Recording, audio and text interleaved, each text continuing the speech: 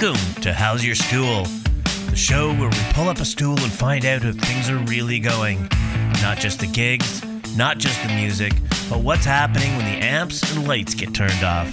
Because if you ask a musician how they're doing, you'll get one answer, but if you check their stool, you might get the truth. I'm your host, Dave Randall, and today I'm sitting down with the sage Jeff Smallwood. So let's get a stool sample. Well, here I am today, sitting down with Mr. Jeff Smallwood. Jeff, thank you for coming out today. You're very welcome, Dave. Good morning. Cheers. We've talked about what we're going to do and what we're going to talk about. So just if you have any questions or anything, just let me know. Like a job application, right? What are your strengths? That one was easy. What are your weaknesses? That's the hard question. It's a long list. You mean moral or? All right. Well, it's often the case with the people I have in. I've known who they are for many years, but I don't know much about more than that. So why don't you start telling us about you and, you know, where you're from and all that kind of stuff, and then we'll move into, like, you know, how you got inspired to play music and be a musician. So yeah, I was born and raised in St. Anne de Bellevue, and I still live in my childhood home. I moved out for several years while I was touring, and I was married the first time. And but I moved back pretty quickly. I lived for a short time in Manhattan, and I lived for a short time in Kirkland. And I liked it, but I think you can kind of take the boy out of the small town, but you can't take the small town out of the boy. So when I went back, you know, I had actually owned a condo for a while after my divorce, and I didn't like it, and the politics changed, and I lost value on the condo. So yeah. I went grumbling home to my mom's house for dinner one time, and my mom says, "You know, what's wrong with you?" And I said, "Well, I hate where I live." And so my mom says to me, "Well, why don't you come back and live here?" So I said to her, literally, like, the words came out of my mouth like an explosion. "God damn it, Mom, I'm a freaking rock star." So she says, she pulls one of these, she goes, oh, excuse me, Mr. Big Shot rock star. And I thought, oh, Jesus. You know when you watch one of those Vietnam War movies and the guy steps on a landmine, you hear the clicking sound? That's how I felt. There was just no right answer. Oh, shit. So, you know, it was kind of it's an older house in St. Anne's that had been made into a kind of a duplex style, but it's a house. Mm-hmm. And so I said, well, okay, Mom, you know, I could have used the help because I didn't really have anywhere to live. I was just touring constantly, and the condo was just kind of a flop house. And so I said, okay, well, how much would you charge me to live here, you know? And she says, well, what did your Uncle Simon charge us when we moved in? But this is like in 1970. Mm. You know, I said, well, $90 a month. And she said, okay, 90. So I said, oh, no. What time can I move in? And I still live there. So I didn't really leave the building for very long. And I'm still there. And we've fixed it up with my second wife of 35 years now. In case the listeners think, oh boy, Jeff's changing wives an awful lot.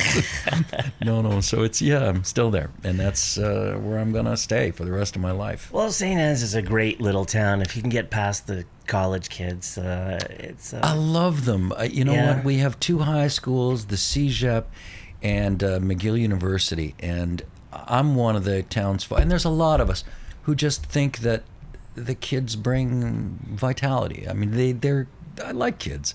Yeah, they can be a pain in the ass sometimes, but they're just making noise. They're blowing off steam. Yeah, I mean, we were all young once. Yes, we were.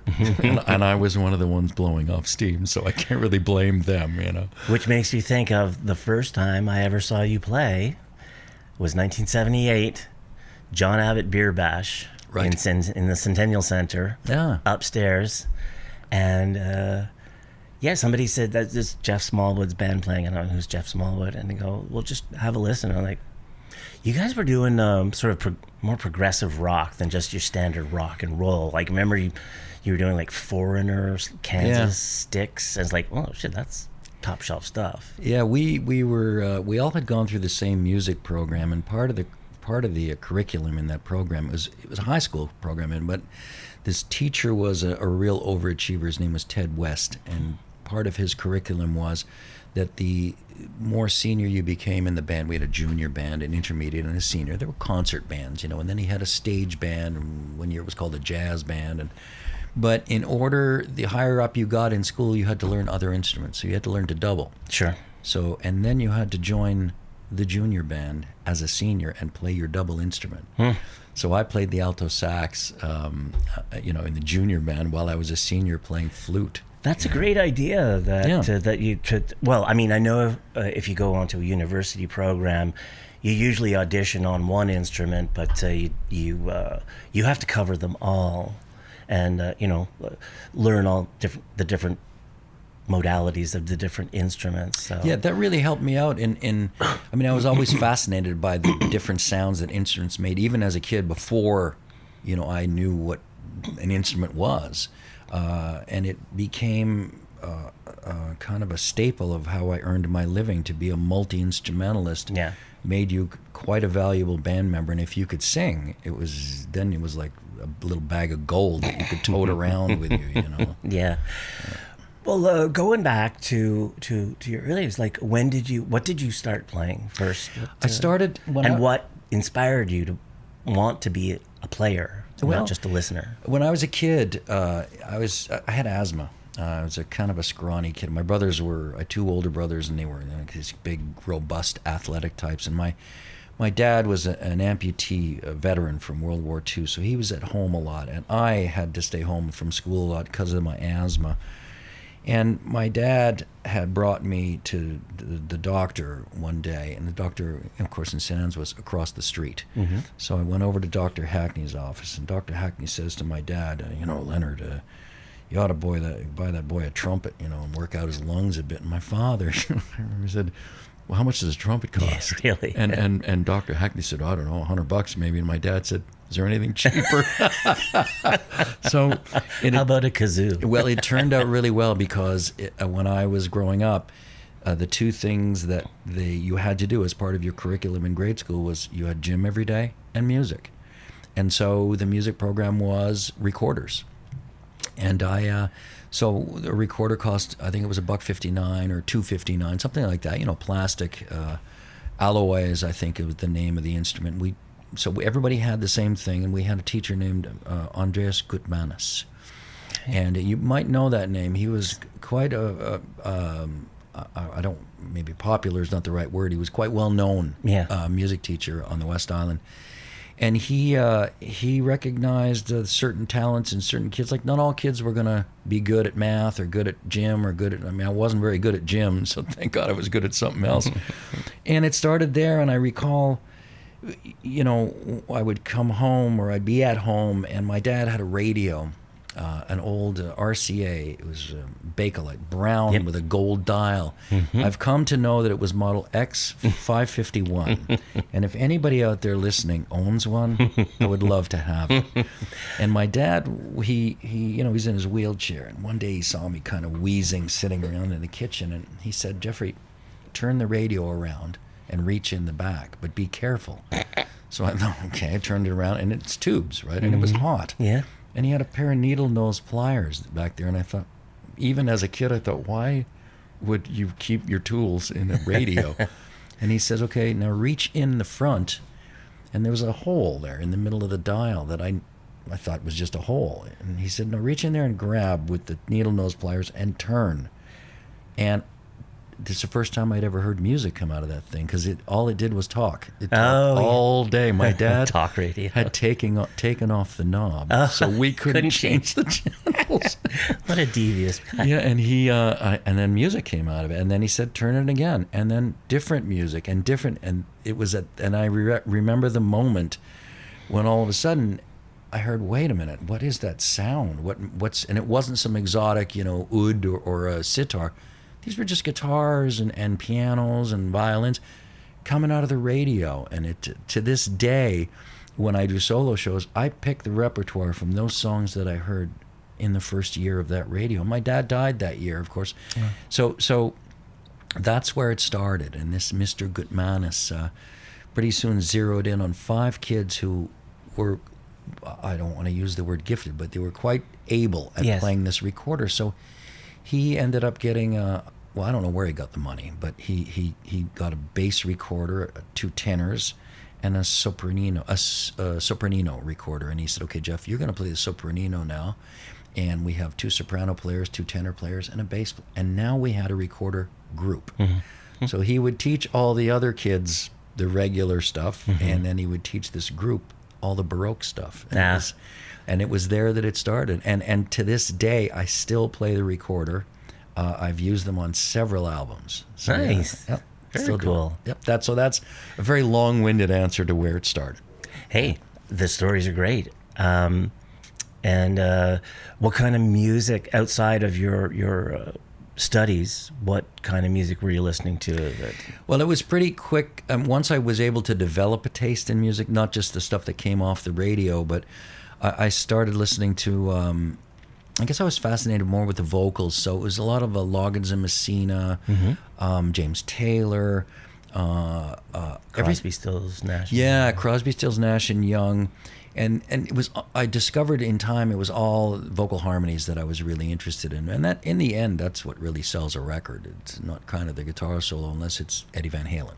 And then yeah, a virtuoso. Yes, right. Then a guitar solo can sell an album, but and it stayed that way. So it's then I got a little more sophisticated. Manhattan Transfer and all these kind of things that were based on vocals. And part of that music program, once I got to high school, was that you had to sing in the choir. And this wasn't just any old choir. It was 4 parts. So you had basses, tenors, altos, and sopranos. Okay. And you sang in the choir. And if you wanted to get a mark in music, you had to sing in the choir. It wasn't like optional. And then if you wanted to get a really high mark in music, you had to sing in the madrigal singers. Oh my. So there was this. What school was this? McDonald High School. Really? Yeah, it was really a very demanding music program. Advanced music program. Yeah, and a lot of guys, a lot of Rhonda Smith, bass player with Know Prince, her well, yeah. came out of Mac High. Yeah. Well, I was telling you before about this guy, Evan Smith, who recruited me. That's her brother. That's her brother, of course. And her brother, Chris, ended up teaching at is it Vanier? Yeah. So they were a lot of, Chris Savage came out of that program. I came out of that program. So a lot of, well-known. Well-rounded. Musicians came from that program. Now, granted, today, he was a knuckle rapper, right? You couldn't... I don't think his teaching methods would fly today. He was very demanding and... no snowflakes allowed. Well, that was kind of, without saying the words, that's how it worked out. And so there was a lot of kind of fodder that came out of there, unhappy students who just... I suppose if you didn't fit into the mold and you weren't an overachiever, that you could feel a little, singled out.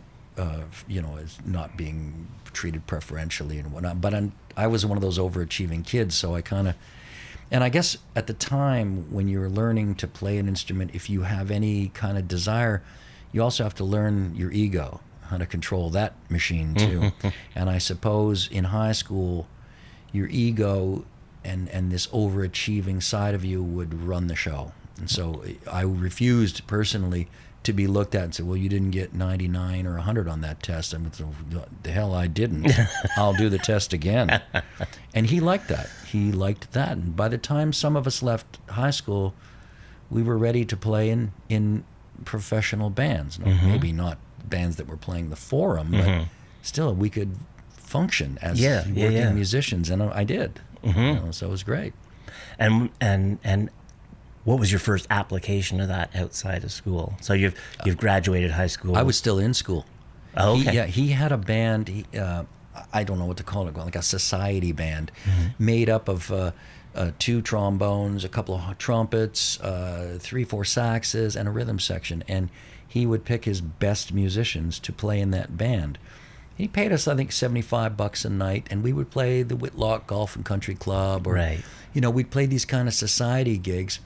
He was getting a smoking deal. He was getting a lot of cheap labor, but we were working musicians. Right. And in high school, I started a couple of bands, and the band that you talked about earlier at the Centennial Center, We were in high school then. We weren't out of high school yet, so we were playing all that repertoire as high school kids. Yeah, I remember it struck me. You guys seemed really young for the quality of the music that you were playing. Because I was playing music by that time, but no, I didn't have lessons. It was strictly hammered out in the basement, trying to figure it out on your own kind of affair. So I recognized immediately when I heard your band that I was like, wow, like how do you get to that level? Like, and they're kids, really. Well, it's exposure, and it was the fact that all of us sit in the basement. I mean, we're literally in a basement now. And before I came here, I literally came out of a basement. So that's where we all learned to play. Yeah. But the example we had every day we went to school, it wasn't just something you hashed out in the basement wondering, gee, is this how it goes? We were being taught how it goes. Right. And we learned to sing in 4-part harmony. And I sang in church choirs since the time I was 8 or 9 as well. So the kind of spoon feeding and musical education was all around us. Right. So to us, if you had a rock band, not one guy just sang, everybody sang. Mm-hmm. And if you couldn't, and that followed me all through my career when I eventually became band leader for bands like Rock Was In. When I became that band leader, I kind of interviewed the present band members and I said, who can play more than one instrument? Raise your hands. And I think 4 out of 6 guys raised their hands, and I said to the 2, thanks guys, but I only keep multi-instrumentalists unless you're the drummer or a pedal steel player. Those are the only people who can get away with playing just one instrument. And then I said, of the 4 remaining guys, I looked at them and then they thought, oh shit, what's going to happen now? And I said, who can sing? 3 of 4 raised their hands, and I said, guess what? You either learn to sing, you don't have to sing well. You just have to learn to sing so that we can use your voice like glue. Because don't forget, I mean, when I mentioned those earlier influences, the Eagles were like maybe the biggest one. And those boys can sing, and they're not all good singers. Yeah. So they do great harmony. There you go. So you need a couple of good singers and some glue in there. So that's how it worked. With that sophistication actually came from an environment in a high school music program. It wasn't. We didn't dream it up. That's for sure. It's funny you talk about singing being important, and I was mentioning before the band I played in the '80s being a '50s and '60s band. So the music wasn't terribly inspiring for me at the time. But our keyboard player, Norm, he arranged all the vocals. He just had a knack for it. He could chart out, 50s and 60s. It's all a 4-part harmony. Yeah, absolutely. And to the extent we ended up doing the song "Come Go With Me" a cappella, because that was our go with me. Yeah, that was our song, our warm-up song in the dressing room. We said, well, fuck the instruments. It sounds better. But so as I was saying. Who wanted to go see a 50s and 60s band in the 80s during, the new wave punk, music was all over the place. But people did, actually, as it turned out, little unbeknownst to me. So it also taught me a lesson: never judge it until you give it a try. I played in a 50s and 60s band at the same time, very early 80s. Yeah. There was another popular one. Sorry, I couldn't remember it before. Jet Black was another. Johnny Jet Black and the Comeback. That was their original name. Yeah. And then they just changed it to Johnny Jet Black, then just Jet Black. Yeah. And remember, they were senior guys, and us kids, we were their competition. Well, Jack Parati was the leader of that band. Yep. And Steve Hughes was his keyboard player. And the band that I played in, this 50s and 60s band, was called the Private Eyes. Steve Hughes was from Johnny Jet Black and the Comeback. And he bailed and started his own band. And that's how we sound like Spinal Tap here. Talking about all the band names. We became this and they became that. Well, it's a bit of a tapestry. I was joking around with Keith the other day, and I was saying, I mean, it's a lofty mantle, but I'm starting to feel like the Alan Lomax of the West Island. You know, he's the documentarian. That's right. And like, all these stories, like everyone, there's a connection there. Yeah. I think I'm going to have to start a board up here with red threads. That's right. Like a crime scene, you know, you're trying to... Who begat who? That's right. Well, that's more a biblical crime scene. A biblical, well, take it for what it is. So, sorry, you were playing these society gigs. Yeah. And then you what was the name of the band that played at Centennial Center? Clearing. Yeah. See, I wouldn't have remembered. In fact, I don't, no insult to you, but I don't know why I remembered your name, because I didn't see you again for years later. Yeah. And then I heard your name, and I'm like, oh, I remember that guy. I remember that band. I remember chasing a blonde girl around the beer hall while they were playing. Yeah, on breaks, that's what we did too. Maybe it was the same girl. That's why none of us caught her. We were all chasing the same one.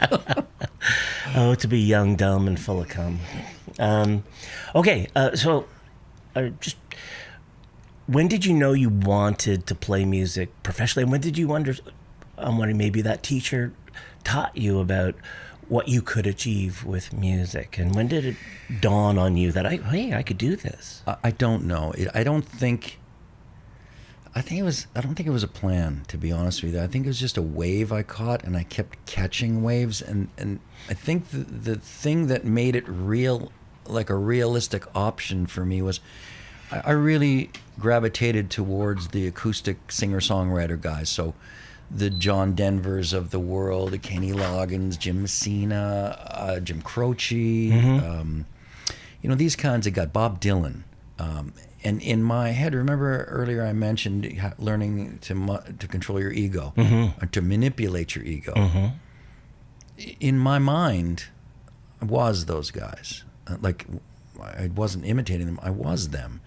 And I think that the fact that I was playing this acoustic guitar, and I owned a 12-string acoustic guitar, automatically people would say, okay, wait a minute, there's this guy who plays the acoustic guitar all day and he doesn't get tired doing it, so let's get him in the band.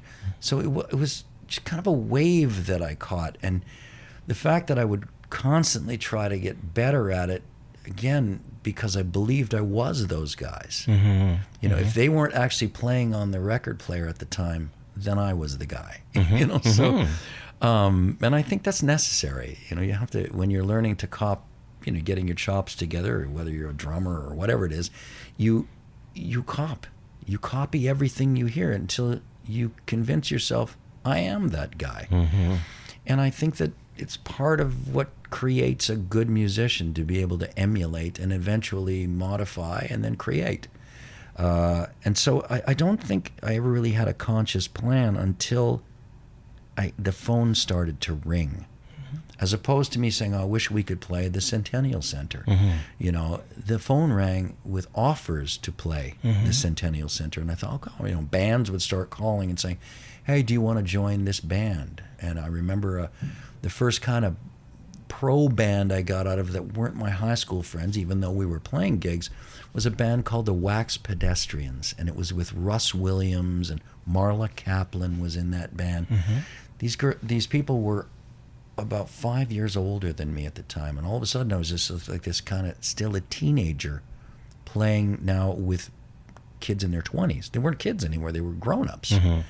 And we were no longer playing the Centennial Center or the Church Bazaar. We were now playing, you know, these bars downtown, the Peel Pub before it became the student hangout, and Naps, and all these places we were playing now for money. And at night, and it was like beer, and it's just like all of a sudden. So I never really had a plan. It just kind of, I caught these waves, and doors would open, and I either foolishly or brazenly or unknowingly walked through them. And it just, each one opened another door and another door. And the fact that I go back to all that multi-instrumental training and all the singing that we, had done. it all served now. It all made me a more attractive employee, for lack of a better word. And pretty soon, I was no longer an employee, but an active member, creating, writing songs, and all from copying the John Denvers of the world, and the Jim Croce's, and Paul Simons of the world. Yeah.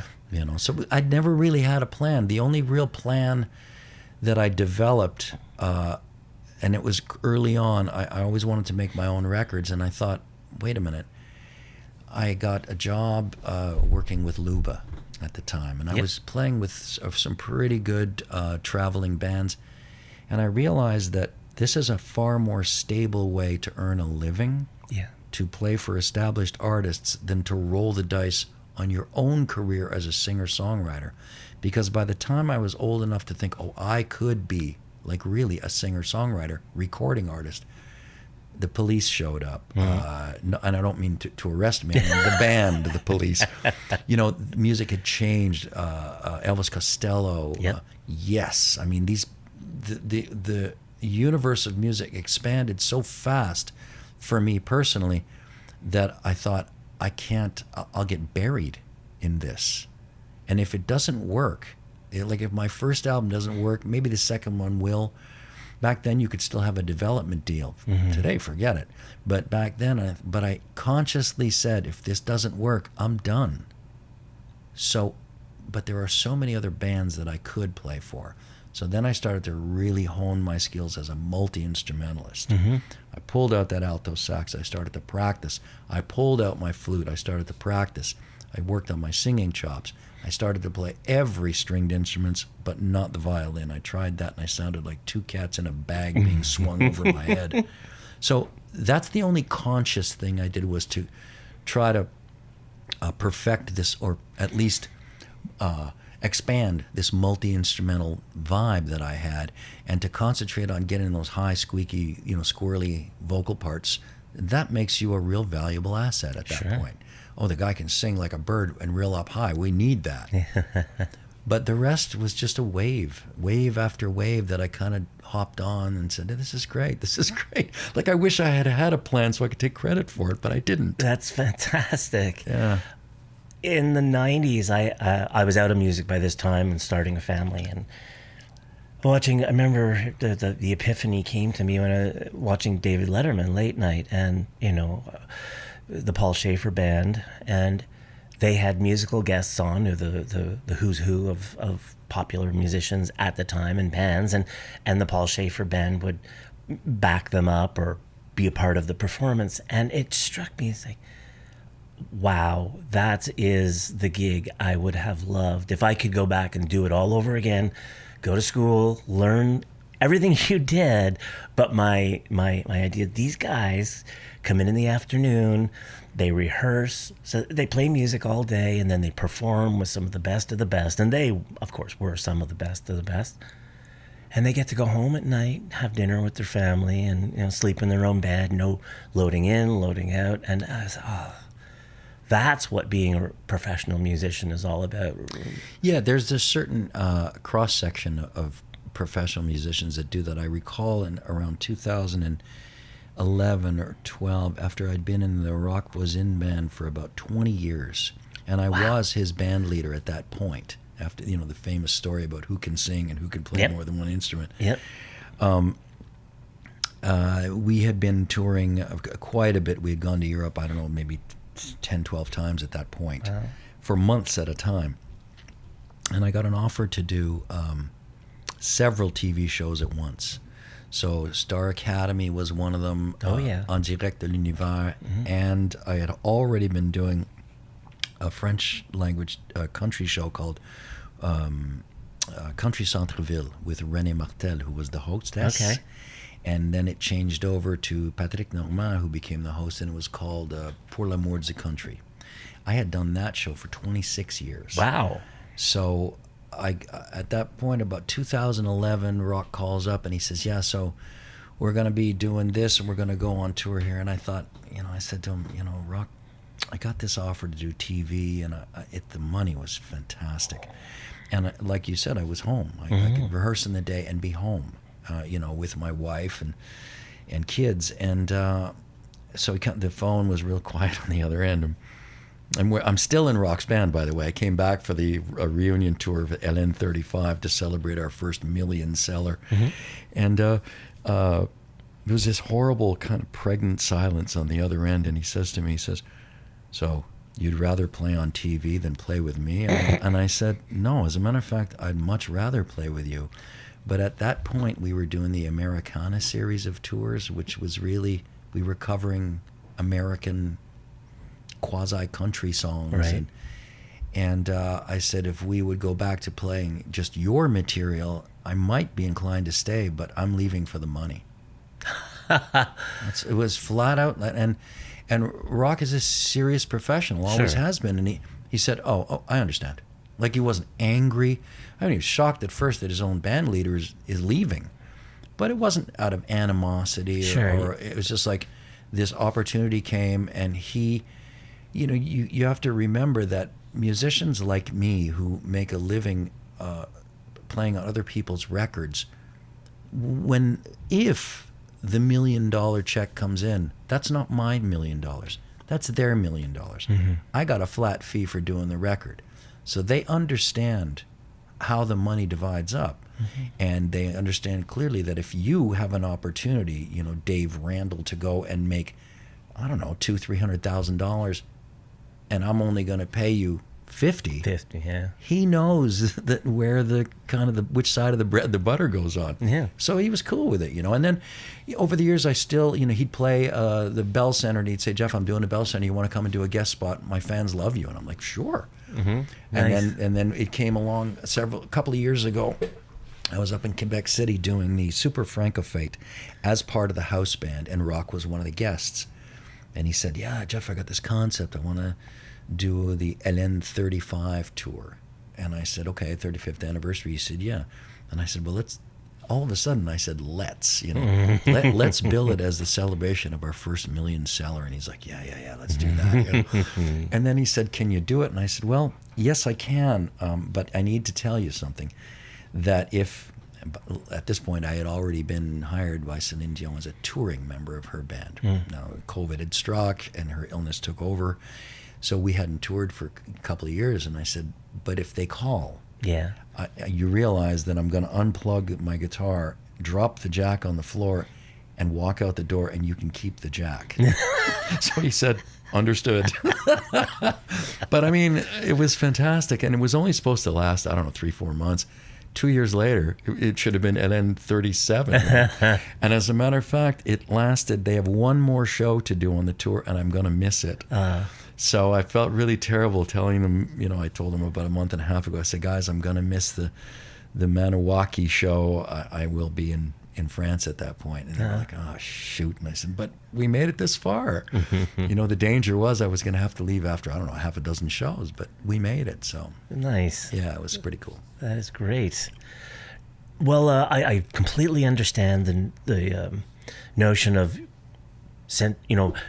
basing your career on working with other musicians, and you know, it's kind of a mature attitude, whether you by design or not, because as you've probably witnessed, the burden on the vedette, the big star, is demanding.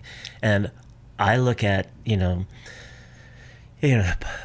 all stars, like from the Beatles to Olivia Rodrigo, and I don't think I'd want to be the star. I wouldn't either. My personality. We talked about ego before. Well, ego is kind of a double-edged sword. It's what boosts you up. It's the gets you out there and say, I'm gonna do this, and you're gonna like it, and I'm good.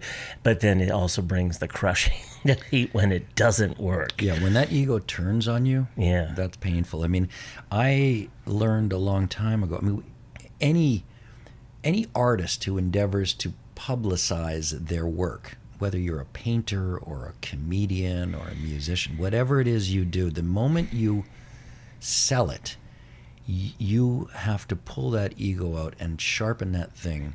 So it's a tool. Yeah.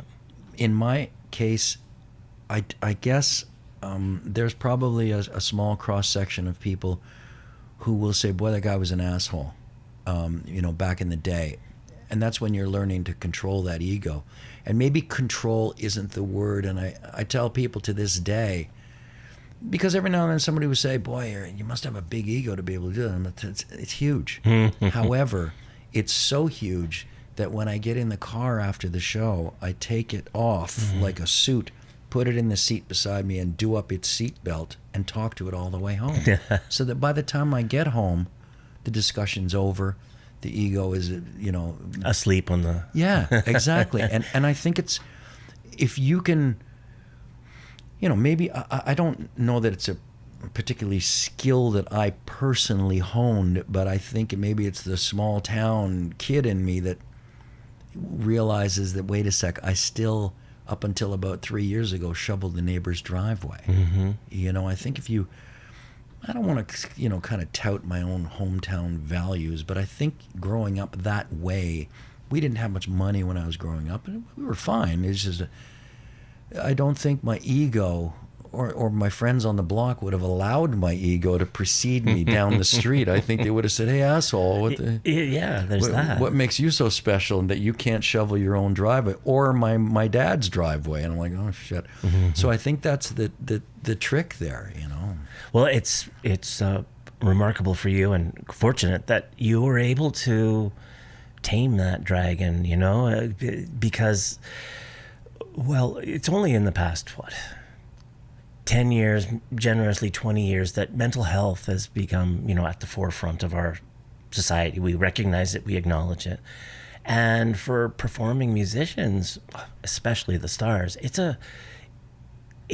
can be a difficult landscape to navigate, because you got to be out there, you got to look the part, but then, am I doing the right thing? The little voices that creep in. And well, besides juggling the career decisions, like the am I doing the right things that you just mentioned, when it is a double-edged sword. And if you can't, I'm skipping around in my train of thought because I really wanted to latch in on what you said. If you can't control that thing, it will represent you. And if it represents you, it's no longer the music that represents you. I'd rather that I go to my grave and people say, man, I didn't really understand exactly what he was talking about all the time, but boy, there was something about the guy, something agreeable. And an ego is a tough thing to manage. It really is. And you have to understand that as a performing artist, like a musician, for instance. Now, I've had the huge fortune of, since the 1986, of doing most of my work off a tour bus or a jet plane with a security detail. My passport is one thing, but all that other stuff, the guitar is a very powerful passport. And people have to realize, not to say that what we do is any more difficult than what other people do. Like, I wouldn't want to get in traffic every day to go to an office where I know I'm not going to have a good day.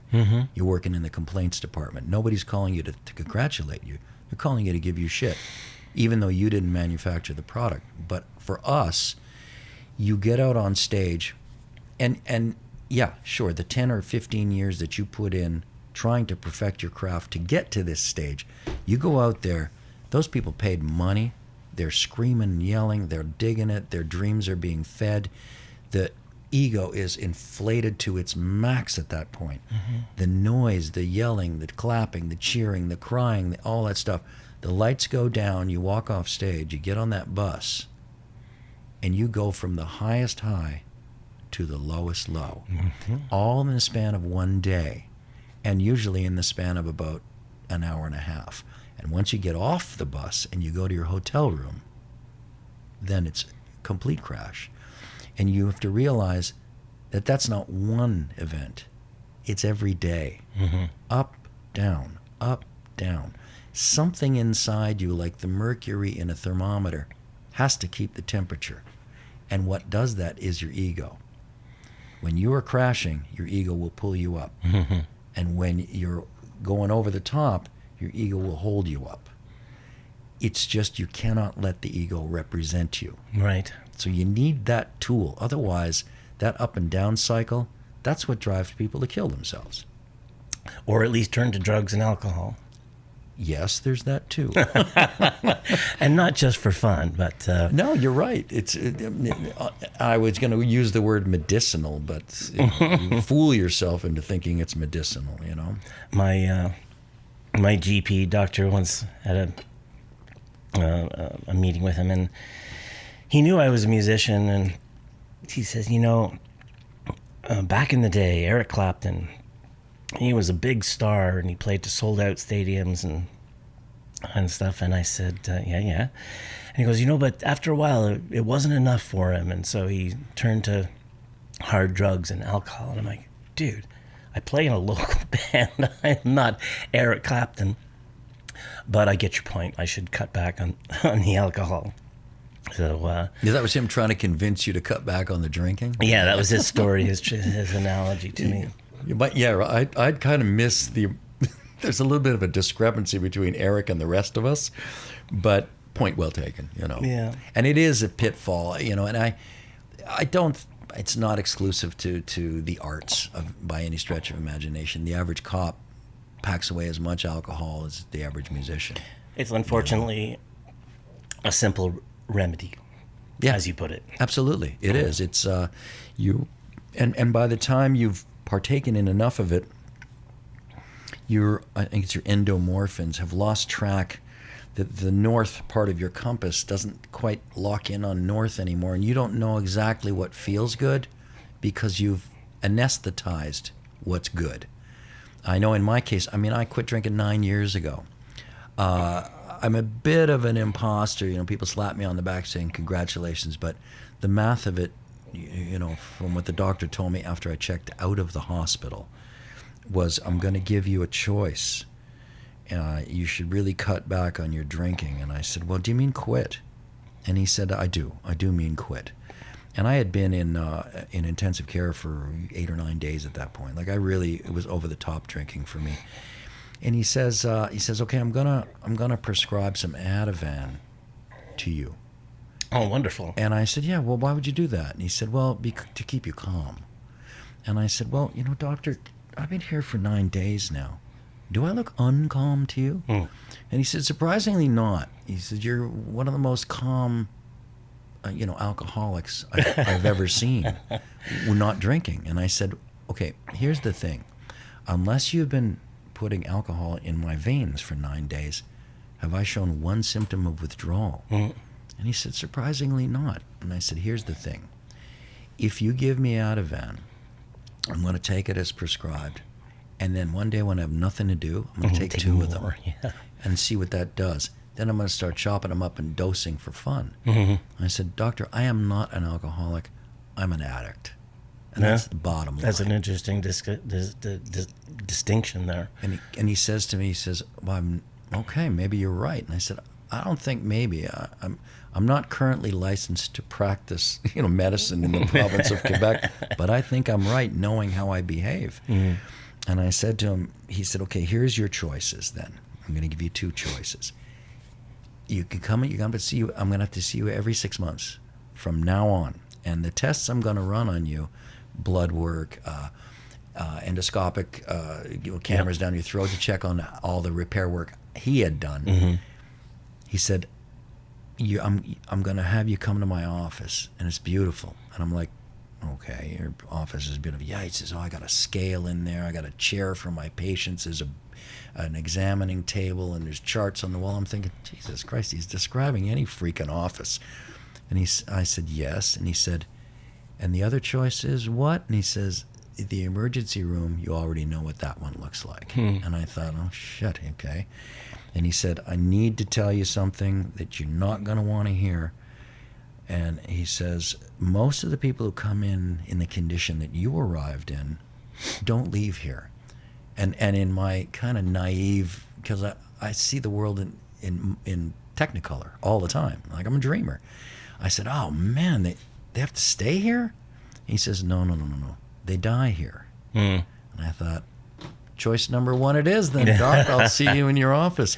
It was that easy. I never got twitchy. I quit taking drugs years and years and years ago. Yeah. But the alcohol was, and I drank alone. Like, it wasn't social. I don't go to bars. I don't like bars. I don't go to parties. They're too loud. I would just drink alone. Mm-hmm. And that's problematic. You know? It definitely is. Yeah, I when we started out as young musicians, you know, you get a gig, you go out, you have some beers, and it didn't take very long for me to realize I don't like drinking or being high while I'm performing. It's like driving a car. You lose motor function, and I realized I can't do the things I wanted to do because I had a few drinks. So it really didn't take long to not drink. Drinking was an after thing. Drinking and smoking was an after gig thing, and then but it was never a problem for me in those days. It was always very social. It was later, after I got out of music and I went into the tech world, and after university, and it was the stresses of that where I found solace in the bottle, and like you talked, you go out and you socialize and you have a glass of wine or two or whatever, but I would come down here and drink and do my thing, and I just thought it was the perfect elixir to stir my creative, motivations. And yeah, it was fun, and I do remember it. And then, but in all honesty, I quit before something serious happened. I quit because it was my granddaughter's 5th birthday, and I said, you know what? Yeah, starting tomorrow. Like, her birthday was the next day. I was like, nope, no more for me. Just that. Yeah, in my particular case, like I said, I'm a bit of an imposter. I don't take any credit for cleaning up. It was a math. It's a question of math. Yeah. And alcoholics and addicts are fantastic mathematicians. They're always averaging out how much they can take and how much they can drink and still function. Yeah. It's constant. Yeah.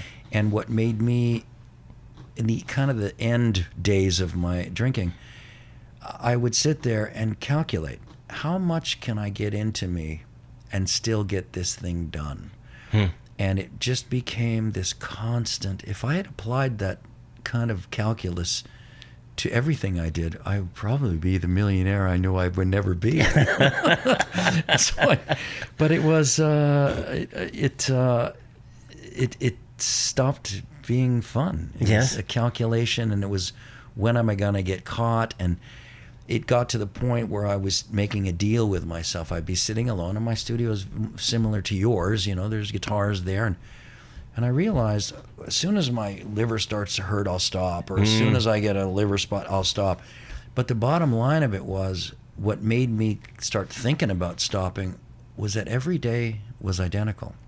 When you're a junkie or an alcoholic or a drug addict or any one of these kind of afflictions that we have, your days are identical. You get nothing done.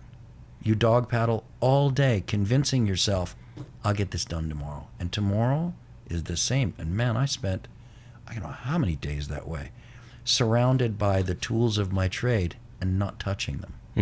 Just sitting there, drinking. Yeah. And I thought, oh, fuck, this is not going to work. My thing would be to bring up YouTube or something, and then I just start surfing. Rabbit hole. One. Yeah. Right. And the more you click with the right hand, the more you're pouring with the left. Exactly. Anyway, I'm done with that. And I don't, I really congratulate the 12-steppers, those guys who have to go to meetings, not because they're forced to, but because they have to internally, and they have sponsors and they have to help each other. Otherwise, they fall back into it. Those are the guys I really admire. Like, honestly, between you and I, in the last 9 years since I quit drinking, I think it's twice that I've thought, oh man, this is a perfect day for a glass of whiskey. Why? Because I like the sound of the ice cubes in the glass. The sun is shining.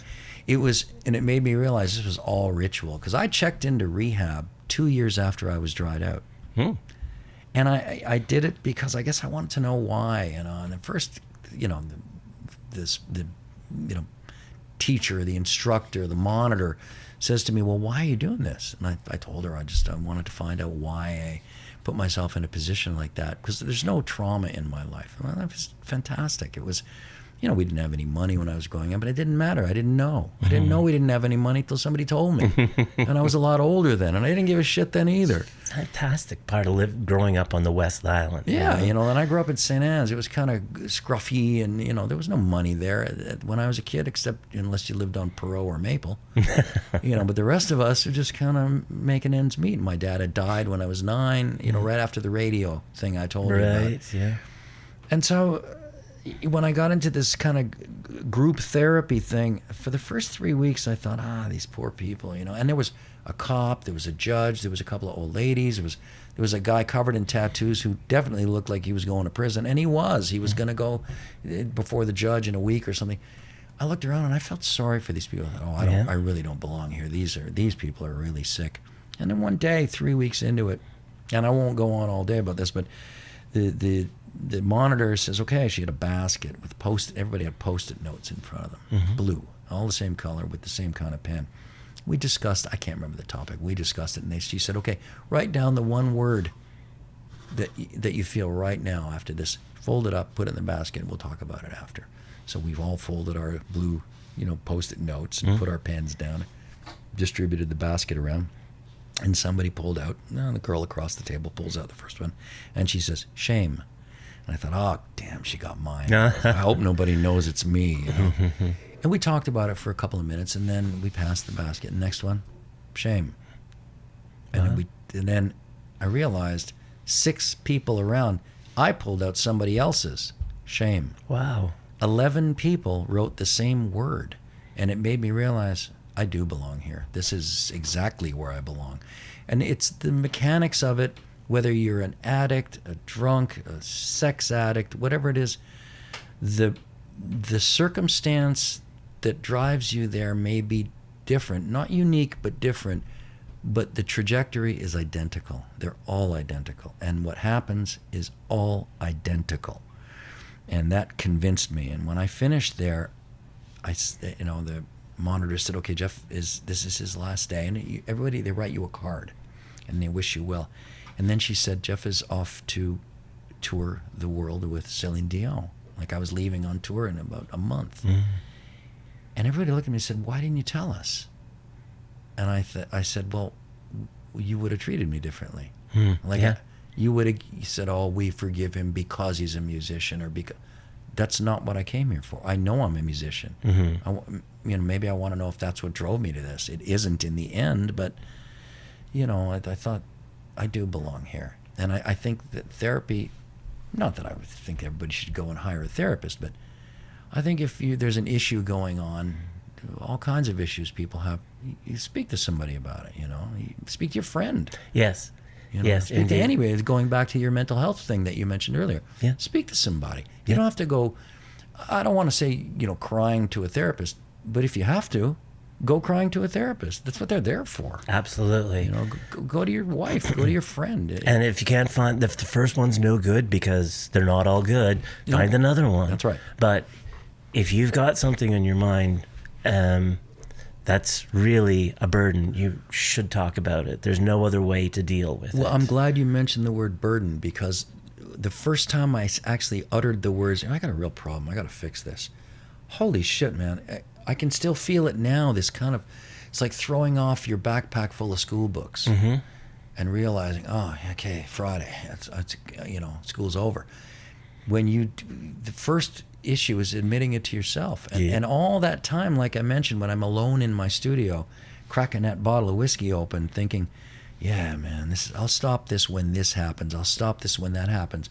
That's the beginnings of saying, I got a problem. Yeah. But when you utter the words, and you sit in a room with other people who utter the words, you realize, okay, this is proper. This is the way you deal with it. Right. Before you get arrested. And man, unproudly, I can't tell you how many times I got in that car and would never pass an alcohol test. Oh my God. Yeah. Ever. Yeah. And I'm not proud of it. But I did it.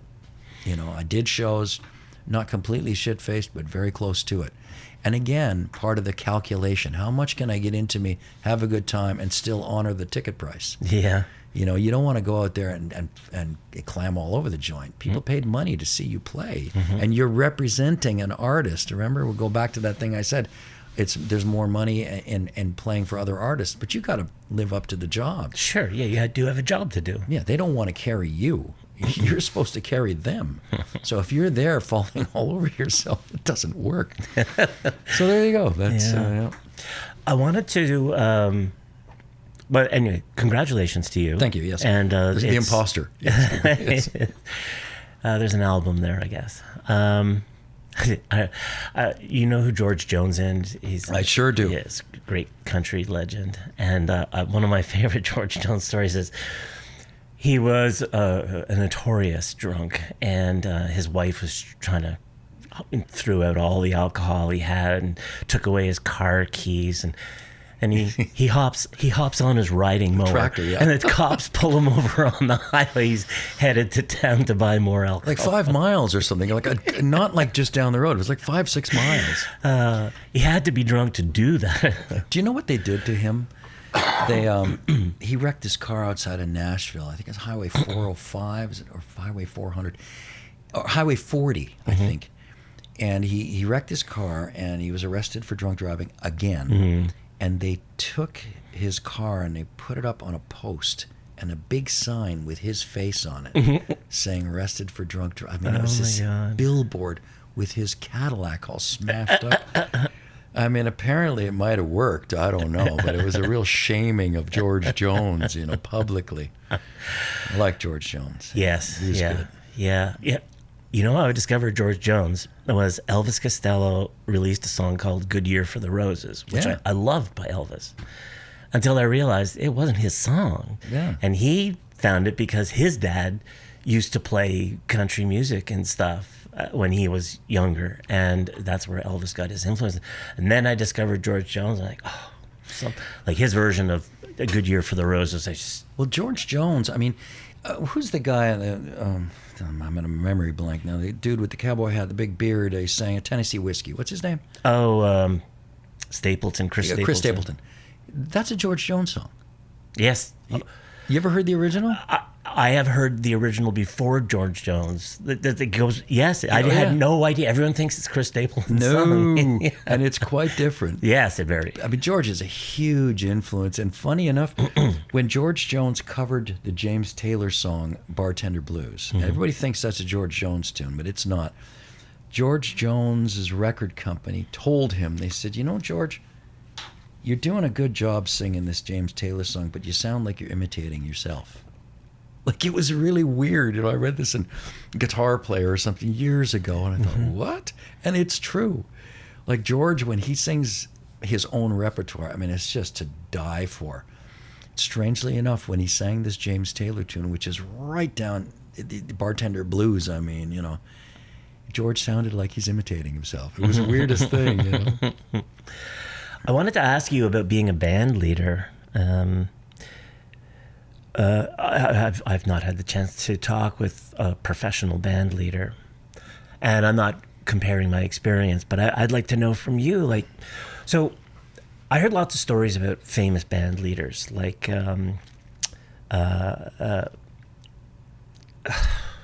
James Brown, who's the country guy, Canadian country guy I'm thinking of, just that on the tip of my tongue.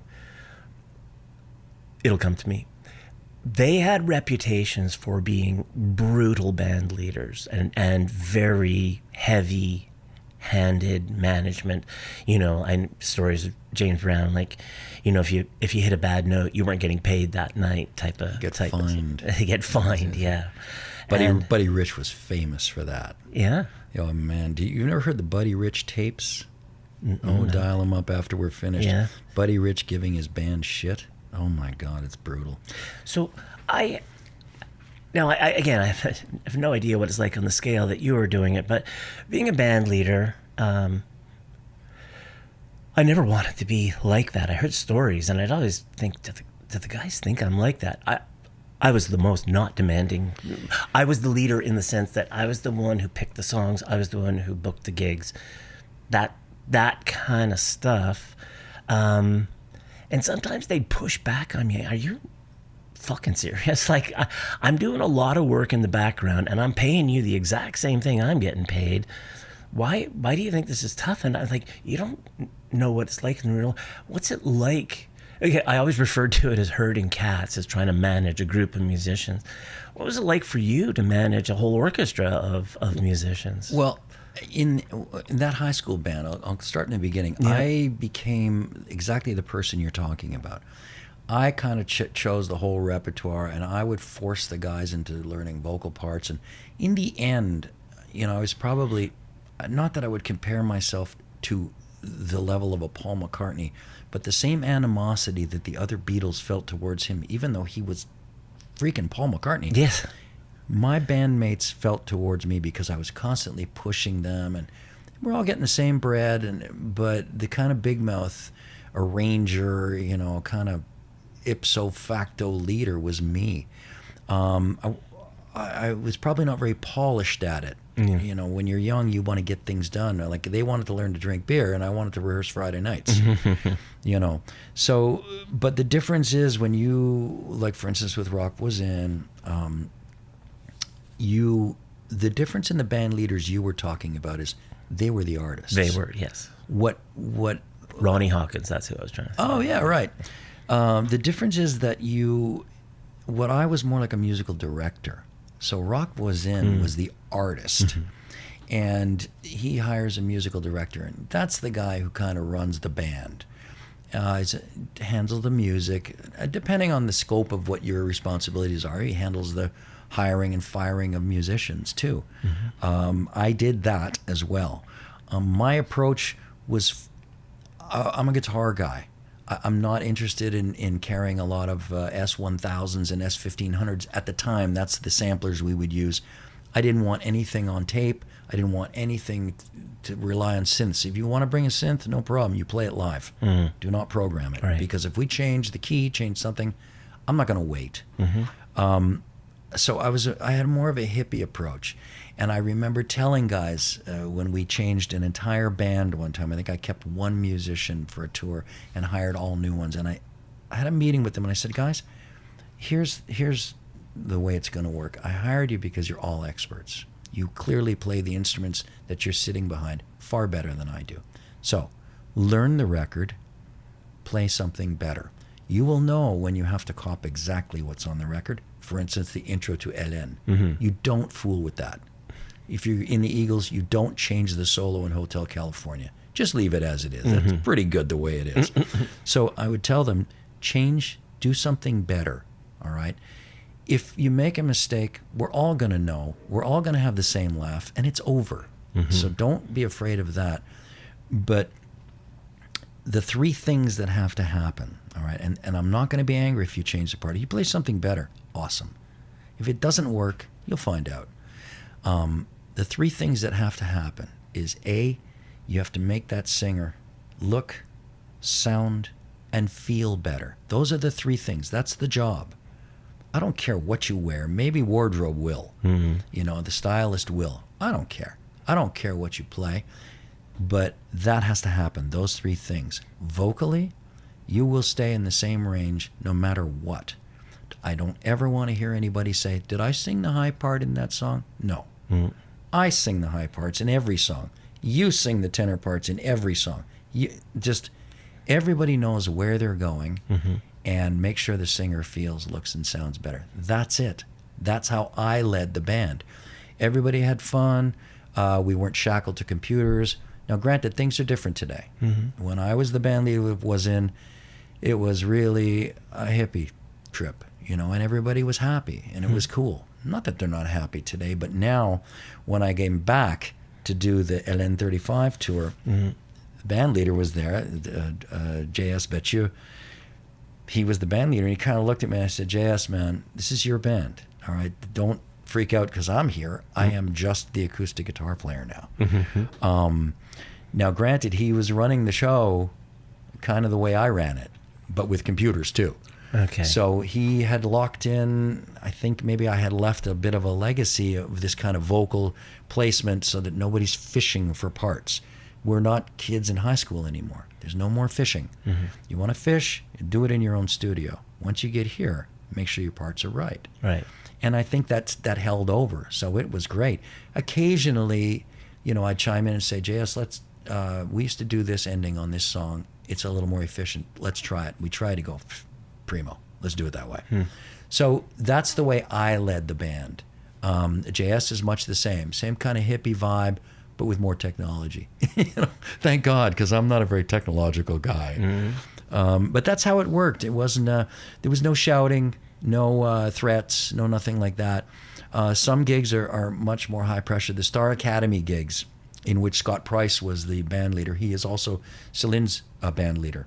So I've been working with Scott a very long time. It's the pressure of the gig, so that there's no time to kind of fool around with your parts. You got to come up with them quick, and you got to make sure you lock them in quick. This is TV, and we don't have time. You have to get, like you said, you get together in the afternoon, you rehearse. Showtime tonight, not showtime next week.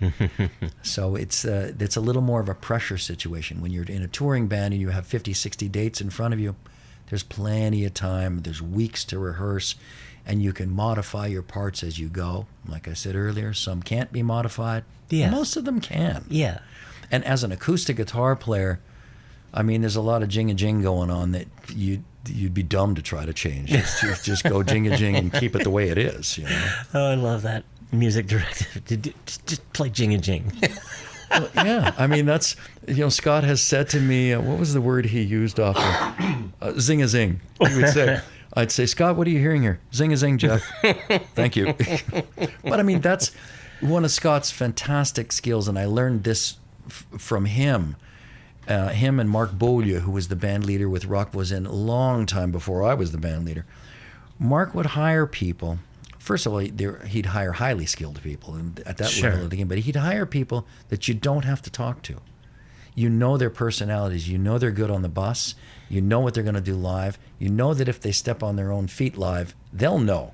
Yeah. So you don't have to tell the guy. The guy will come up with cool parts. If it's not cool, you step in and you guide the guy. But otherwise, and Scott is the same way. And that's the approach I took with my guys. You're experts. Yeah. I don't care what you play as long as it's good. I shouldn't need to tell you what to do. Absolutely. If you step out of line, you'll probably hear it yourself. Yeah. You won't need me to say, by the way, that B flat. That's not what it's about. It's about creating this sonic landscape that makes everybody feel good. And don't forget, there might be 20,000 ticket holders in there that paid $65 to $165 for tickets. You better deliver the goods, Did you, have you, in your own time, been working on your original stuff? Yeah, I have 8 albums out. Yeah, I'm looking at your face. 4 of them were actual hard copy albums when I was signed with Star EMI. Okay. So I was signed to an indie in Montreal and to EMI France. I released 3 albums, with that label. My first album was the album I had a lifetime to prepare for. The second album, I remember the president of the record company, his name was Andre de Cesare, and he's passed away since then. Andre was a very hard businessman, but he was a fan of mine. And I was working as a multi-instrumentalist for his artists. Okay. I had met several of the artists that I ended up playing for because I worked on their albums. I didn't know who they were till they arrived, but once they got wind that this guy would do this all day and he can play all these instruments, they would hire me. So Andre says to me, he says, Jeff, I have a great idea. And I was just glad to have a record deal back then. Mm-hmm. Today, record deals aren't worth much, but back then it was important. He says, we're going to do an album in French. And I said, no, we're not. I think that's a terrible idea. But we did it, and I said, I need a linguist. I need somebody who's going to write French lyrics that are based on what I wrote about, that come out of my mouth naturally. Because if you compare French singers like a Francis Cabrel or De Palmas or one of these other guys, they float on top of their music. English people sing in the pocket. Very rhythmic, very not percussively rhythmic, unless you're playing in an R&B band, but the James Taylors of the world. These are guys who sing in the pocket. The Francis Cabrels, who was the James Taylor of France, doesn't. And I said, I can't sing out of the pocket. These French lyrics have to come out as if they were English. I've never considered it like that. That's what makes singing in French so hard for English people. Yeah, never mind the pronunciation. I mean, you can't come off sounding like a clown. But to me, it was the feel. Anyway, this record, we released it, and we did so much promo. And strangely enough, my biggest hits, my only hits, were off the French album. Oh, wow. The French album is what paid for the house and the cars. And this is before we could afford teleprompters. So we'd go on stage, and if I drop a lyric, I would either break into a solo myself or point at the lead guitar player and say, solo. And some of these solos were long while I'm trying to write lyrics and try to remember lyrics in my head. But it was interesting. And all that to say, we did 3 albums together. The third album, of course, was in English. And I knew something was going down. He wasn't promoting the third album as much as I thought. And he calls me into the office one day. And my relationship with Andre was, I would come into his office, put my feet up on his desk, have a soda, exactly like you and I are doing now, and shoot the shit. And then we'd get down to business for 5 minutes, and then I'd go down into the studio and then work for some other artist. And we had a deal. He said, I'm going to give you as much studio time as you want, as long as you use tape and engineers in training. So I could go down to Star, and I could book 15 hours of studio time and not pay for it. No. As long as I used boxes of tape that were already opened and engineers in training. So, Great. Oh, for sure, man. I didn't give a shit. And those engineers ended up being the engineers on my albums because they were so good at it. Yeah, and they knew you. Yeah, of course. So he calls me in for a meeting one day, and he says, we're in the boardroom at this point. We're not in his office anymore. The boardroom had a table. It had to be 15, 16 feet long with chairs all along it. And he's way down at one end, and I thought, with a stack of papers. And I said, Andre, should I sit down at this end, or can I come down there with you? He said, no, come down. Dave, he had tears in his eyes. And I said, Andre, what's going on? He said, look, I don't know what to do anymore. I'm too big a fan. I can't seem to sell records for you. And I said, okay, Andre, look, are you done with me? He said, I am. I said, okay, dry your tears, okay? We're friends and business associates. You know those 3 videos that you owe me? I said, forget it. Wipe them out. You know the 2 records I owe you? Wipe them out. Let's just forget it. He said, okay. And I said, you sure you're finished with me? He said, I'm absolutely sure. And I said, okay, I'm not finished with me, though. All right? And I remembered clearly why I had decided to work for other artists and not myself. And the moment was coming right there. And I said, I'm not finished with me, so I need my publishing back. And he says to me, he looks kind of for a moment, he says, okay, I'll do one better. I'll give you the publishing and the exploitation rights and the master tapes. Wow. That's how big a fan he was. Wow. So he said, I'm going to send one of the engineers down to the vault. You want to take the tapes home today? You can. Now, those tapes represent hundreds of thousands of dollars in studio time. Sure. Never mind the physical cost of the tape. Right. He gave it all to me. But in the interim, just before that meeting, I realized something was going down. And I had been touring in Belgium as a solo artist. And I had decided, do you remember the Roland, what was it called? The 808? No, that was the drum machine. Okay. The Roland VS 880 and the VS 1680. Remember those recording? They were like one box recording systems, digital. Yeah, I think I have similar up there. It's a BR 1180. Oh, there you go. Same idea. Yeah. Zoom made one. Roland made one. I had been bringing this around with me, and I had a trio, of guys that I had hired, but I didn't own enough mics. I wanted to record the tour, and I didn't own enough mics to record the band and the audience, because if you're going to do a live record, you need to record the audience. So for 8 shows, I recorded the band, and then for 8 shows, I recorded the audience. Oh, good idea.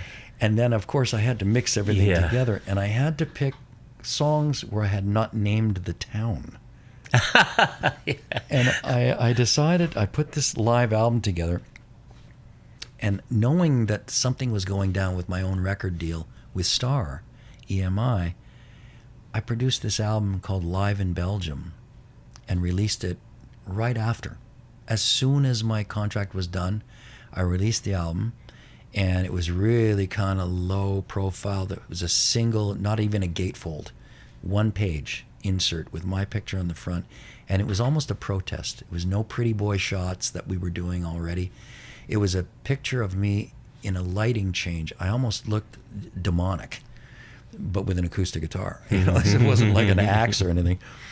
And I decided, because the sales of my three previous albums was going so well in Belgium, I would give away Live in Belgium. So I would tell everybody, if you buy all 3 of my albums at this show, I will give you a recording of this show tonight.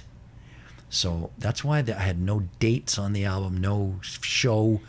It just had credits for the musicians. They couldn't tell. Yeah. So they would go and they would buy all my albums, and then I would give them this one. And you give a European a free CD, it's not like a North American. A North American will shamelessly say, "Hey, Dave, I love your new album. Think I could get a copy?" They don't mean, can I go to Sam the record man and buy it? They mean, can you give it to me? Yeah. But in Europe, it's different. They buy records, they consume music. Yeah. And so I would give them this album. And once I was done with Star Records, I'm going to back up to part of the deal I made with them. I called the distributor and I asked them to delete my products across the country. And the guy said, "What? You want to delete your entire catalog from every record store?" I said, "I do." And the guy said, "That's suicide." I said, "No. What suicide is happening is right now." I asked the guy, "How are my sales across the country right now? And what are the returns? How many albums are being sent back?" It was astronomically big, the ones that were being sent back, and the sales were minuscule. I said, "That's suicide. So before you delete my products and flush me out of distribution, take me out of distribution." And the guy said, "Okay." And I said, "And I want to buy my old stock back." So he said, "Okay." So he said, "I'll sell you per unit $10 a unit." And albums at the time were about $22 in the stores. And I said, "No, I'll give you 50 cents a unit." Yeah. What are you going to do with them anyway? Yeah. And the guy said, 50 cents? Are you kidding? And he said, No, I'll do it for $18. And I said, 40 cents. So I bought all my product back. I believe I paid 30 cents per unit of all of my product. And I said to him, "You can make coasters out of them if you want. I don't care. They're not selling." So I bought them all back, and I took those units to Europe with me for those solo tours. Right. And I was selling them for 25 euros a piece. Wow. So now you can understand why the unit cost on Live in Belgium was $1.04 per unit to manufacture. That included the insert. So jewel box, printing, and the insert, $1.04. So I could afford to give them away because I was making 25 euros on a 30-cent investment. Yeah. And I owned the masters. So this is how cool Andre had been with me. So, and my career is like that. When you develop those relationships, you remember I alluded to being this kind of hippie band leader. That's how I approached everything. You know, you were saying, boy, it's tough to get guys to come over. I was glad to come over and do this. Yeah. Like, to me, if you don't have these kind of face-to-face relationships with people, technicians, guitar techs, the guys who set up the monitors, if you don't acknowledge what they do, not by passing by and saying, "Great job, Joe," but learn the guy's name, ask about his kids, develop a relationship with the guy so that if he needs something and he needs it from you, you're not going to say, "Oh, fuck, Joe, I'm busy. I'm the guitar player." No, you do what he needs. And if you need something, don't forget he's a tech. While you're playing live, if something goes wrong, you desperately need him. Yes. Desperately. Yeah. So it was, my relationship with the record company was the same. And my relationship with you, it will develop into the same thing. When we spoke the other day about the closing of Steve's, I was happy to do it. Like, I'm nobody's saint, but this industry no longer functions on a star system where you can push people around. I don't know if it ever did, but it never did for me. Right. You know, I'm going to allude to that same thing. You could take the kid out of the small town, but you know, to me, sitting here with you in your studio is a pleasure. Well, thank you very much. You're a very charming person. I could see how you were able to develop those relationships with the people, and it's encouraging to hear you say that, you know, everybody involved with the production is important, and that you need to acknowledge there's a few high-level celebrities I've heard mention, you know, they call out the crew member or whatever, and I've had a pleasant experience. You know, after stopping performing myself, I went more into the sound side. Just, I don't know why I wasn't trained in that either, but I could do it. And I really liked working with the artists who would come over they'd come over to the sound booth after their set and say, thanks for what you did for us, you know, and well, thank you, you know, what, I only have to work with what I'm given to work with. But it was just nice. And some of them young people as well who, it's not a lost art yet. And it's just, when we started this LN35 tour, we were working with a sound man I had never worked with before. I had seen him before working on some of these other TV productions, but this guy was Rock's live sound guy. And after the show, after the first 10 shows we did, every show I would ask him backstage when we'd run into each other, I'd say to him, how are the dynamics? Are my solos coming up and down loud enough? How about that? Like, I would quiz him on how I was performing dynamics for him, not the parts. The parts are my business, but the dynamics are his business. And he would say, they're fine. And he'd say, I know when to ride you if I have to. And I said, okay. Every night, 10 times, maybe 11 times, I would ask him after 11 shows, how were the dynamics? What can be better? How's the other guitar player's dynamics? How are the backup vocal dynamics? Like, everything. When you develop that kind of a relationship with a guy, he knows that you're paying attention to everything. Yeah. And he's going to now start paying attention to you because he understands that you understand where you fit in this thing. And it always helped me.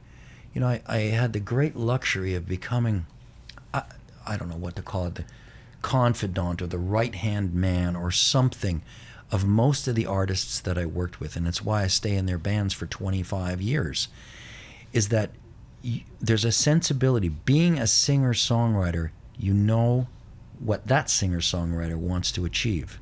You know when they want to open their mouth, when they want you not to play, just because I wrote so many songs. And I take that skill and apply it to everything. Dynamics with the sound guy, lighting cues. You know, I always tell a guy, do you want to cue this? Where do you want me? Where do you want to spike this?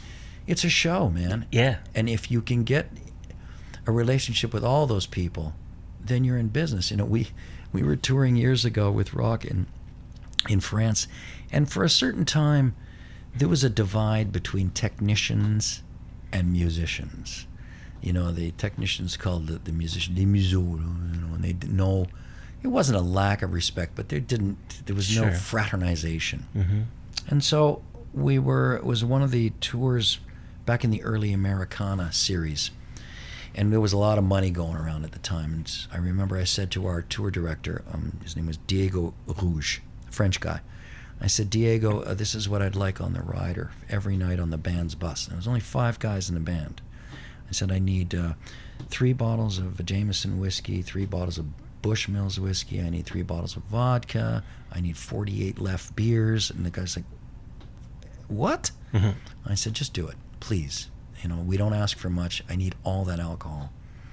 And the band looked at this and they said, holy shit, man, what's going on? 3 days into the tour, no, we were drinking some of it. I had cases of liquor. And I walked over and I knocked on the crew bus. Nice. And these guys very often had no hotels. And they were on a double-decker crew bus. That's 16 beds, not 5, 16. Now, these guys are packed in there. I knocked on the door, and I had put down 2 cases of booze. And they opened the door, and they thought, I could tell by the way they looked at me, what the fuck are you doing here? Like, don't you have your own luxury bus over there? And I said, guys, I think you're doing a great job. I just wanted to bring you this. I know you guys don't have any booze on your rider, but we do. There you go. Holy smoke, they looked at this. We're talking a dozen bottles of rum, a dozen bottles of whiskey, a dozen bottles of vodka. There you go, guys. It's all for you. I did this every 3rd or 4th day. Here you go, boys. Don't forget, there's 16 of them. Yeah. So it sounds like a lot of booze, but it's not. And that's how we develop that relationship. If you can do that, it just makes the entire process so much easier. You know, and the money was there, the booze was there. Let's have some fun. That's really nice to hear. You know, that acknowledgement of the team effort that goes into putting on a production. And to this day, I still communicate with them. I haven't toured with some of those guys in 16 years.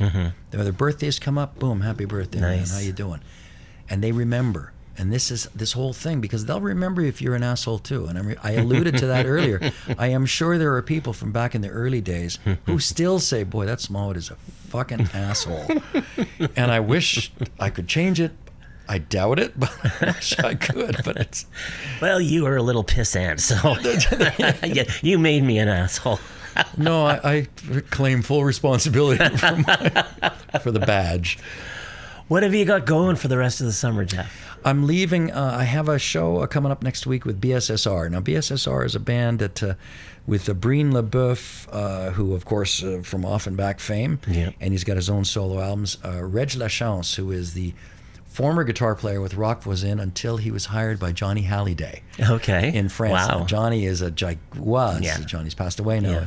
He was like the Elvis of Europe. Yeah, I've heard of that. And so Reg went on to that band. And when he left Rock's band, like, Rock was in shock. Reg is a professional rock star. And he said the same thing. You'd rather play with Johnny Hallyday than me. And Reg said, no, I'd rather make the money. Yeah, really. And it was so, and Rock said, absolutely. So he's in the band, Breen LeBeuf, a guy named Phil Rose, who is our drummer, and I. We play a lot of cool covers and some of our own originals, some of the Offenbach repertoire. And we don't play much. I think this year we're doing 2 shows. We've been around for 10 years. Some years we do 20 shows and some years 2. And this is one of the 2 shows. So we're doing that. Is that a public show? Or? Oh, yeah. It's in Saint-Andre-Avelin for their country festival. Saint-Andre-Avelin, I know that town very, very well. Yeah, it's on the way to the cottage. We're going to play there, and then after that, rehearsals start for the Céline Dion shows in Paris. We're going to do a couple of weeks of rehearsals here in Montreal, and then we'll take a week break while the band goes to Quebec City to play the Franco Fête, which is a big televised thing. Yes. Then we're leaving the next day for France to rehearse for another 10 days, and then the shows start. And the good thing about it is we're playing La Défense every show. So no buses, and the hotel is walking distance. Oh, and so no setting up, tearing down, all that. No. Nice. Yeah, it's really going to be nice. It makes the shows also more stable. Yeah. Like, so you do one sound check and tweak from there. But yeah, that sounds very... I believe we'll do sound check every day anyway. Yes, of course. But we... the atmosphere can change the dynamics. Yeah, so there's the crew. It's much easier on them. It's much easier on us. But, I mean, touring with Céline is... it's pretty luxurious. We rarely play 2 days in a row. There's very, very rare that we do a long drive, and we always arrive at a real nice hotel, even though the buses are fantastic. But on this run, the only bus we'll see is the one leaving from the airport to the hotel. Oh, my God. It's going to be a real luxury for us. I don't know. Hopefully we won't treat it like a casino gig where you kind of go into autopilot.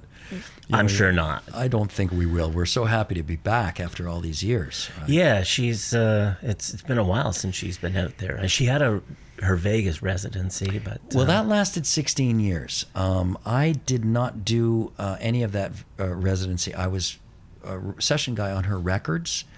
I was offered, or I wouldn't say offered. I was asked if by Scott, of course, who had become their band leader, if I would like to go to Vegas. And I refused it. I was drinking too much, and I didn't want to fuck up the opportunity. Like, I thought, if I go there and clam all over the joint, that's it. Yeah. My reputation as a sideman will be torched.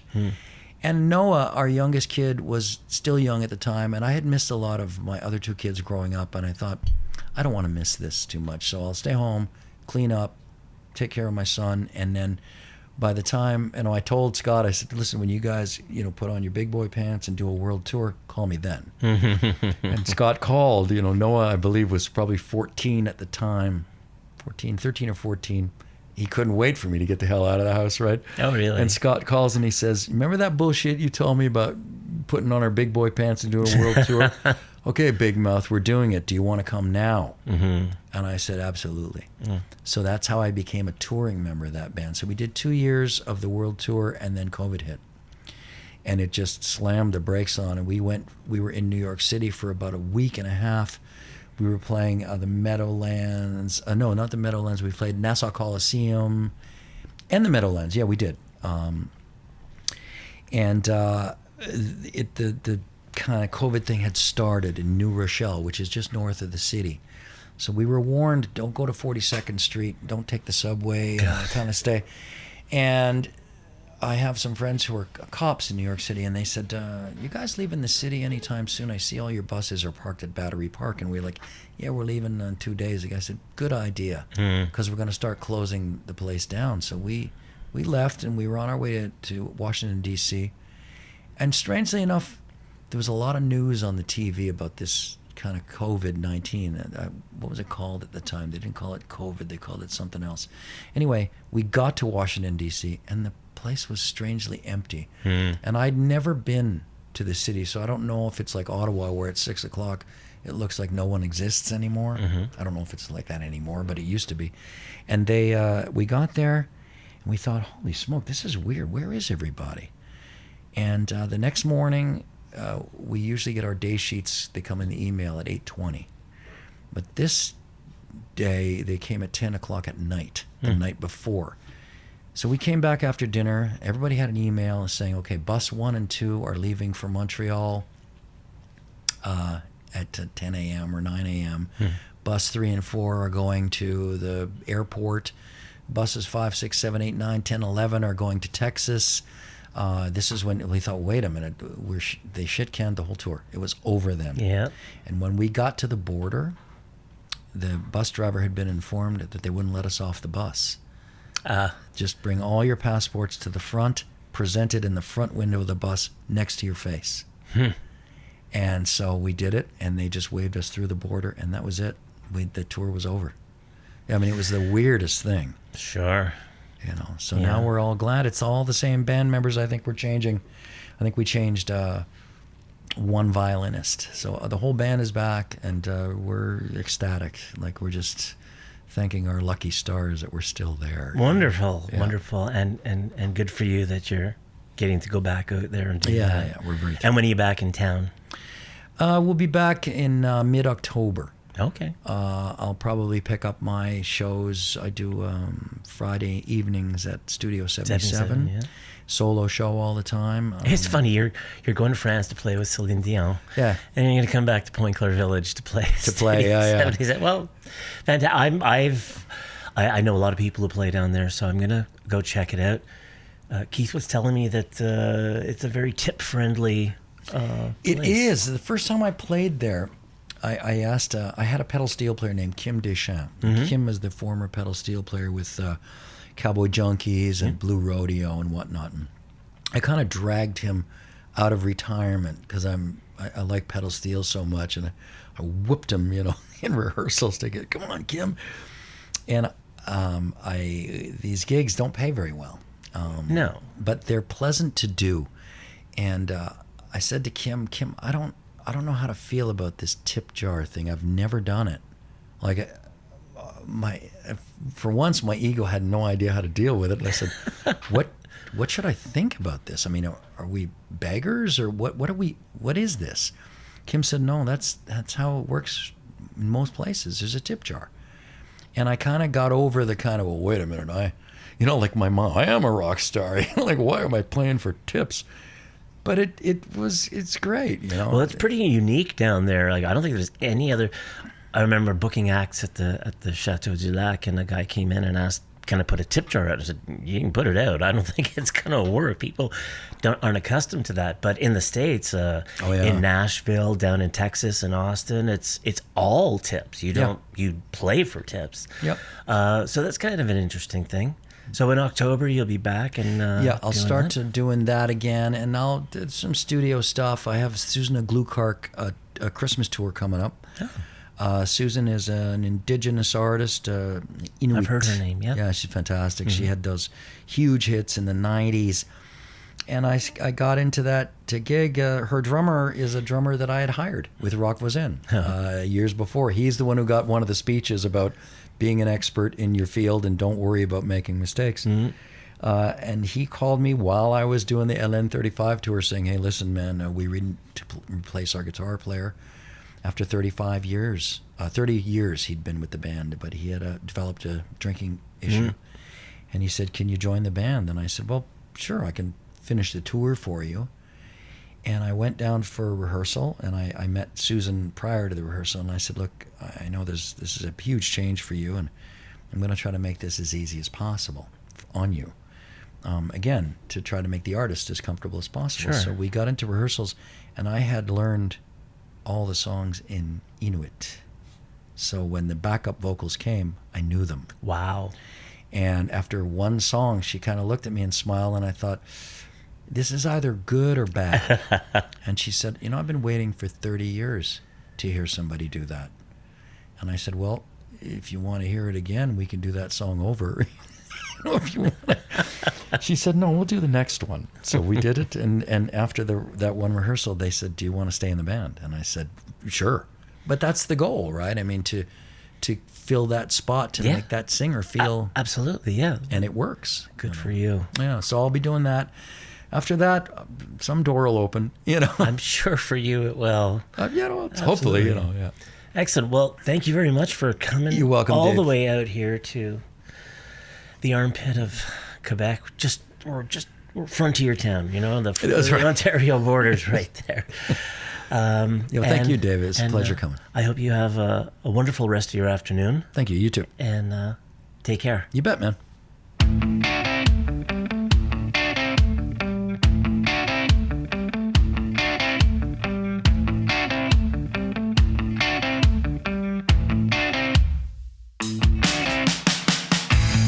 Well, all right, that's a wrap. Huge thanks to Jeff Smallwood for pulling up a stool and hanging out. If you liked what you heard, go check him out. Support local music. Go to a show, buy some merch, make some noise. Before we go, one last check-in. How's your stool? I'm Dave Randall. This is Howz Yer Stool, and we'll catch you next time. This has been a Bandit Monterey production.